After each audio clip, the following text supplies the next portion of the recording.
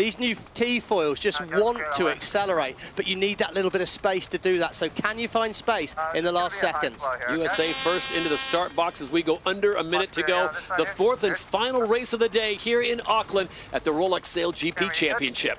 But there we go, blue, pole position, suggested place to be. That's the optimum place to start there, is right in the middle to lower half of the line, and we can see the USA are set up well for that, but they're early back. They're there for everyone else to hunt. And here comes the hunter. Burling on board New Zealand is coming in with 35 seconds to go. Expect him to spin the boat fairly soon. Going to try and find a little gap in the middle of the line. He's looking to foil out of here. Great Britain, they're late. Germany late as well. Italy out the back. I think United States and New Zealand well positioned at the moment, but Martini Grail on board Mubadala Brazil. She's moved into a nice position with 17 seconds to go. It's a real tussle at that favoured end of the line, and it's all going to come down to acceleration. But New Zealand, they have the pole predictor on them, and I love their position right now. It's 5 seconds to go to the line. Here he comes, the New Zealand crew winding up. How's your timing, Pete Burling? Perfect out of the middle of the line, and when he needed to deliver, he's delivered. Here they go. Hometown heroes are going to need to be fast to roll over the top of the Swiss and the Australians. And it's the heavy hitters as they approach mark number 1 on the final race of the day. It's the Kiwis and the Aussies as they reach to see who gets the whole shot, and it will go the way of the black foils. Oh, the sprint leader, Rolex sprint leader there, Peter Burling and the New Zealand crew. Josh Jr. said we've got to get to Mark 1 in good shape. Well, that's the way to do it, and now they look relaxed. Unjudged, good, I think. Out, not far, is it? Average phase here, more pressure on boundary. 2, 1, 4 down. Sailing into a nice patch of breeze here. Now, can they stick a nice smooth manoeuvre now that they're out in front? Looks good for me to go straight into a left turn out of this manoeuvre. New Zealand manoeuvre the boat well. All the boats staying on the foils. That little bit more wind making it easier here. USA again, a little slip up in the manoeuvre. Bottom of our screen. They're off the foils. Another error in the manoeuvre there. They're hurting so bad on that US boat in these manoeuvres.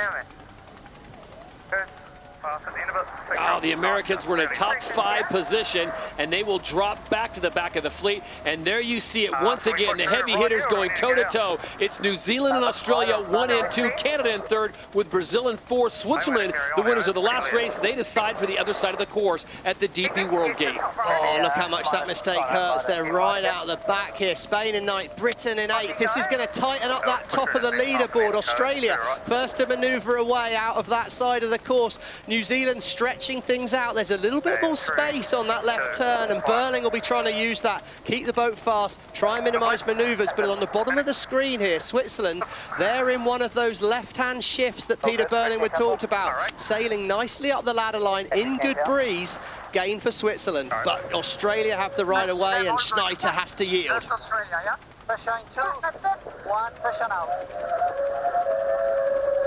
I think what's interesting there, you heard Seb asking Morgier, you know, is there anyone else there? It's so hard to see the boats on the other side of the course, and what they'd love to see is our SailGP insights there up in the Oracle cloud, and what they'll see is the breeze is quite even across the course right now, not much in it. Australia potentially making a small gain on New Zealand here. 2, 1, 4 down. And sending. Kiwis cool and calm as they approach gate number 3. Peter Burling and company desperately in need of a win here. Remember, New Zealand got a 4th in race number 1. They got an 8th in race number 2. And of course, they backed it up in race number 3 with a performance that had them really thinking that they were better than maybe the results showed it, finishing in 6th. There you go, nice upwind leg there. Really nice upwind leg by the Swiss. Of course, they won race 3. If they could back it up, that would put them right back in the mix after a disappointing start to the day.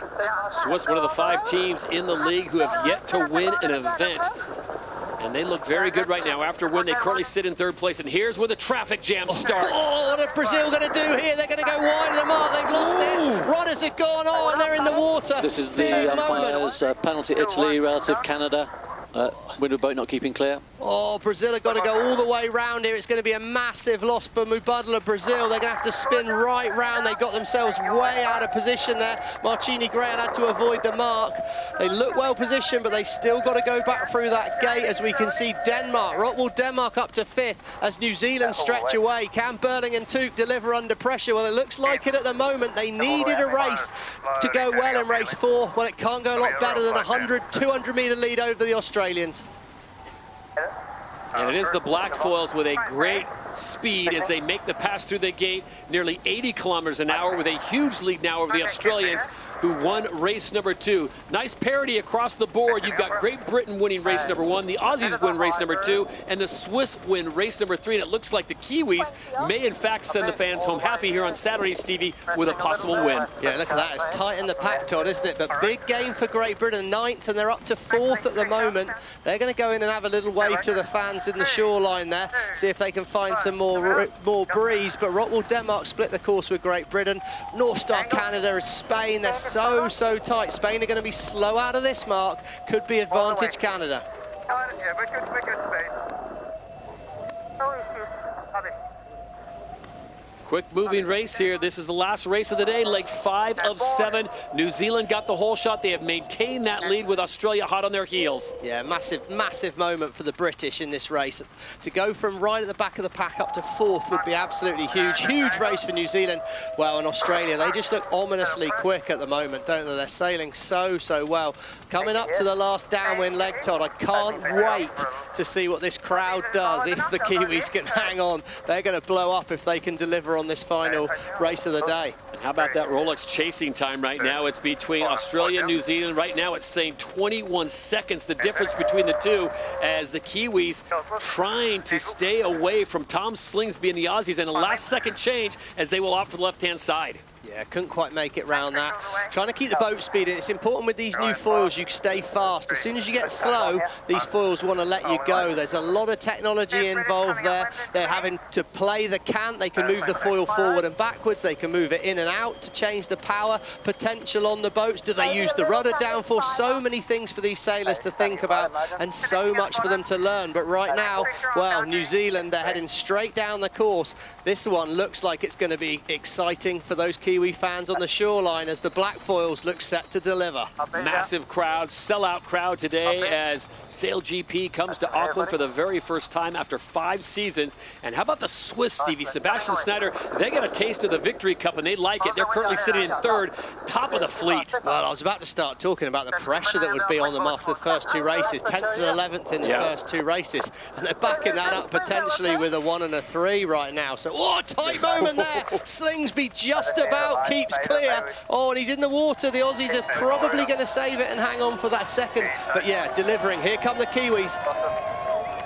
And as they make their way around the last turn, it will be the Emirates winning moment going the way of the hometown fans.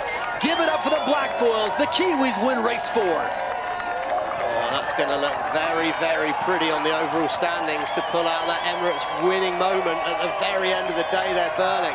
His hand goes up, Tuke's hand goes up, Liv Mackay, she'll be happy, but probably the happiest team of the day is going to be the Aussies, Tom. Yep.